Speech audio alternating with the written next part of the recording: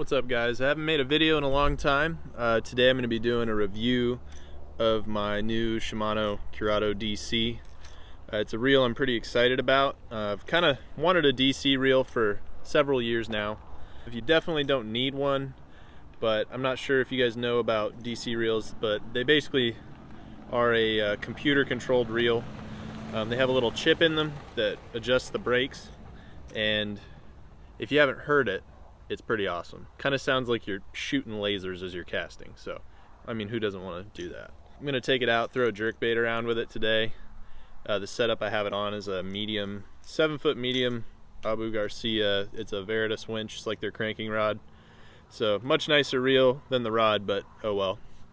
Gonna go and try to force feed them a jerkbait. Just got live scope, so might be able to snipe a few with the jerkbait on live scope. If that happens, I'll show you guys. But yeah, I'll just tell you guys what I think about the reel. I haven't gotten to use it yet, and I'll see you out on the water. All right, so we'll start off with a few casts. I got 30-pound Suffix 832 on here with a 12-pound fluorocarbon leader. I've switched to braid to leader on most of my setups now. I'm just going to give it a try. It seems like it'll save you a lot of money and kind of buy you a little extra sensitivity. But I have it set on 2, which is the braid setting or mono setting on this reel. And you set them up a little bit different. So instead of just setting it to where your lure falls slowly with the tension knob, you just tighten up the knob just a little bit at a time and wiggle the spool. And as you're tightening it, once it stops wiggling, that's where you want to set your tension. Then you set your brakes from there and you should be good to go. But yeah, we'll take our first few casts, and even if I don't catch anything out here, we'll just do a little montage of this thing just singing. God, that's so sick.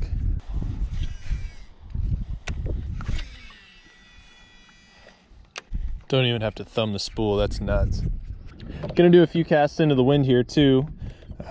Casting into the wind with a jerkbait's a pretty easy way to backlash, so I'm gonna test it out and see how it does into the wind. Not even thumbing. A little bit of overrun, nothing crazy.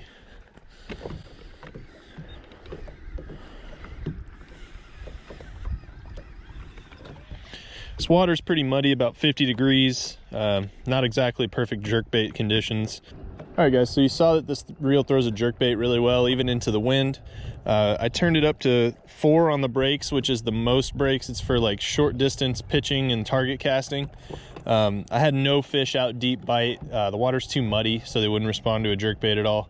So I'm gonna come up here with a spinnerbait and just target cast to some of this wood and see if some of this warmer water where the sun has been beating down might have a few fish on it before it gets dark here. We're gonna go along this bank, kind of a little channel swing bank, and just fish all this wood and see what happens. As far as target casting with this, it is awesome. On this 4 brake setting, you can really kind of chuck the lure as fast as you want to, and it just doesn't seem to backlash, and it kind of is like a more controlled cast. So when you're up close, you can roll cast and get up real close to the bank like that, and it just has a lot of control. It's really nice.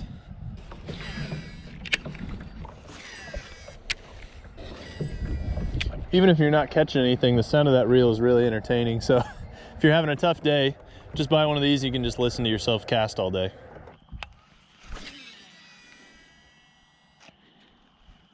All right, guys, so overall, first impressions, super solid reel. Retrieve is really smooth. The braking is awesome. Haven't had one real backlash, even casting straight into the wind. And that was on the normal braid or mono setting. I didn't even have it on the max brake setting. It's casting really smooth. The retrieve is super smooth. Everything feels nice and just quality on this reel. It's nice and light. I can't really say anything bad about it. Like I said, I've been on Daiwas for a while. This has me thinking I might buy some Shimanos for sure. I'll do a long-term review on it over time. Maybe come back in 6 months after I've beat it up with some square bill fishing and stuff, because that's really kind of what I bought it for, is just small crankbaits. So yeah, check back here in a bit.